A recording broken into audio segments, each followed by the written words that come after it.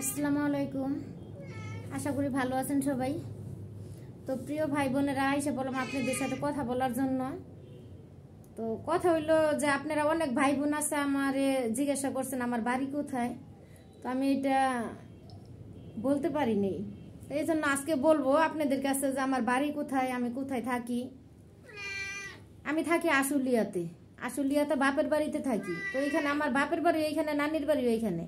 আমরা এই জায়গার স্থানীয় জামগড়ার, আশুলিয়া জামগড়ার। তো আমার বিয়ে হয়েছে লালমনিরহাটে। ওইখানে আমি থাকি না, থাকি বাপের বাড়িতে। কপাল খারাপ, বাপের বাড়িতে থাকি। তো আমি অনেক দিন ধরে বলতেছি যে ভাই বোনদেরকে বলে দিই আমি কোথায় থাকি। আমার ভাই বোনরা কমেন্টে জিজ্ঞেস করে আমারে যে আমি কোথায় থাকি। তো একটু দেরিতে আপনাদের কাছে বলা হয়েছে। আমি কাজ করি, তো আমি একটু ব্যস্ত থাকি। এই জন্য আমি আপনাদের সাথে ওই রকম কথা বলতে পারি না, ওই রকম ভিডিও বানাইতে পারি না। এই জন্য আমি দুঃখিত। তো ভাই বোনেরা আমাকে কমেন্ট করেন, এই জন্য আমি অনেক অনেক খুশি। যেই খুশি আপনাদেরকে বললেও বুঝাইতে পারবো না, যে আমি অনেক খুশি যে আমি নতুন অবস্থায় আমি এরকম একটা চ্যানেল খুলছি। তারপরে অনেক ভাই বোন আমাকে সাপোর্ট করতেছেন, এটা আমার কাছে অনেক বড় পাওনা। তো আমি চাইবো যে আমার এই ভাই বোন আমার পাশে থাকবো, বা আমার ভাই বোনের পাশে রাখবো। এইটাই আমি চাই, যে আমি সামনে আপনাদের হাত ধরে আগাইতে পারি, যেন সামনের দিকে আগাইতে পারি বাচ্চাটা নিয়ে। তো দেখতেই পারতেছেন যে আমি অনেকটা কষ্টের মাঝে বসবাস করি। তারপর আমি কষ্ট মনে করি না, কারণ যেহেতু আমার দুইটা হাত আছে, পা আছে, এই জন্য আমি কষ্ট মনে করি না। কারণ আমি কষ্টে কষ্টের জীবন শেষ করে দিছি। এখন আর কষ্টের কথা ভাবি না, এখন মৃত্যুর কথাই ভাবি, যে কখন মরবো। এইটাই তো অনেক যন্ত্রণার মাঝে বসবাস করি। সব কথা তো সবসময় বলা যায় না, বলতে চাইও না। যার যার ব্যক্তিগত কথা থাকতে পারে। তো প্রিয় ভাই ও বোনেরা, আপনারা আমার যে মনে রাখছেন, এতে আমি অনেকটা খুশি হয়েছি। তো আপনারা যারা আশুলিয়ার আশেপাশে আছেন, তারা হয়তো আমার পাশেই আছেন।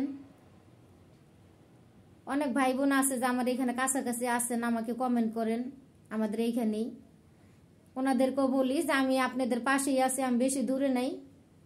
তবে আমি বাইরে বের হই না, এইটাই হয়েছে বড় কথা, যে আমি কাজে সবসময় ব্যস্ত থাকি। তো আপনাদের দাওয়াত রইলো। আমার কলা গাছে কলা আছে, আর এখন তো সবজি কাটা হয়েছে, এখন আর কোনো সবজি নেই। তো আপনাদের দাওয়াত রইলো, আপনারা আমার বাসায় আসবেন। আর কি বলবো ভাই বোনদেরকে,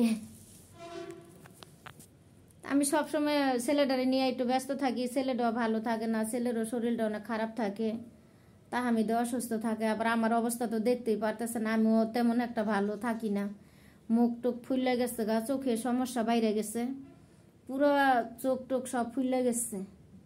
তো আমি অনেকটা ইয়ের মধ্যে আছি, কষ্টের মধ্যে। যে কষ্ট মনে করেন যেগুলা বলার মতো কিছুই না, কিন্তু তিলে তিলে খুব যন্ত্রণা পাইতেছি। তো জানি না কবে যন্ত্রণা শেষ হইব, আল্লাহ কবে শেষ করব। তারপরও আল্লাহরে বলি যে আল্লাহ আপনি যেভাবে রাখছেন অনেক ভালো রাখছেন, ভালো আছি। অত ভালো আমি থাকতে চাই না, শুধু 4টা ডাইল ভাত খাইয়া মরতে পারলে যথেষ্ট। তো বাচ্চাটাও তেমন একটা শরীর ভালো যাইতেছে না, তারপরও তারে যেভাবে ভালো রাখা যায় আমি ওই ব্যবস্থা করতেছি। এই যে কালকেও তুলসী পাতা খাওয়াইছে, আজকেও খাওয়াইছে কাশির জন্য। ওষুধ দিয়ে কুলানো যায় না, এত ওষুধ খাইলে ছোট মানুষ মরে যাব। এই জন্য ওই যে কাশি হইলে আমি দোকান থেকে ওষুধটা নিয়ে আসি না, ওষুধটা তেমন একটা কাজও করে না। এই জন্য আমি বাড়িতেই চিকিৎসা নিই। তো আল্লাহর রহমতে সুস্থই আছে, ভালোই আছে। তো ভাই বোন, আপনাদেরকে আমি ঠিকানা বলছি আমার, যে আমার বাড়ি আশুলিয়াতে, জামগড়াতে।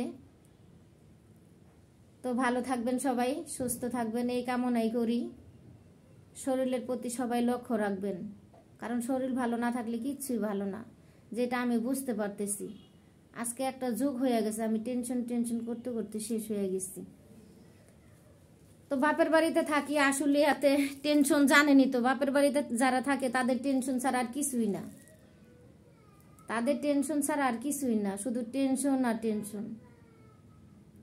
তো ধন্যবাদ সবাইকে, ভালো থাকবেন, আল্লাহ হাফিজ।